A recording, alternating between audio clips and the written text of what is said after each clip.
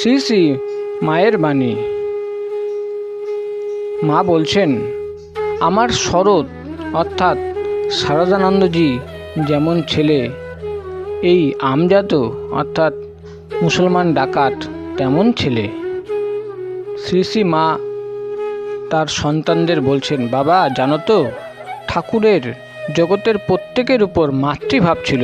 সেই মাতৃভাব জগতে বিকাশের জন্য আমাকে এবার রেখে গেছেন। ঈশ্বর ইচ্ছা ছাড়া কিছুই হবার সাধ্য নেই, তৃণটিও নড়ে না। যখন জীবের সুসময় আসে তখন ধ্যান চিন্তা আসে, কুসময়ে কুপ্রবৃত্তি কুযোগাযোগ হয়। তার যেমন ইচ্ছা তেমনি কালে সব আসে, তিনি তার ভিতর দিয়ে কার্য করেন।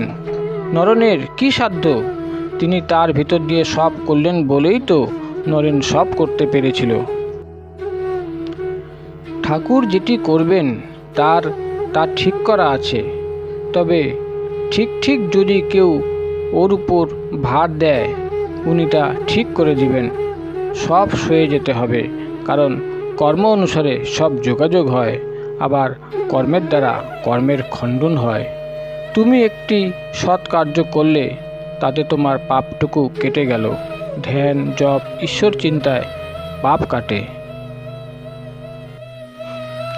ঠাকুর এবার এসেছেন ধনী নির্ধন পণ্ডিত মূর্খ সকলকে উদ্ধার করতে।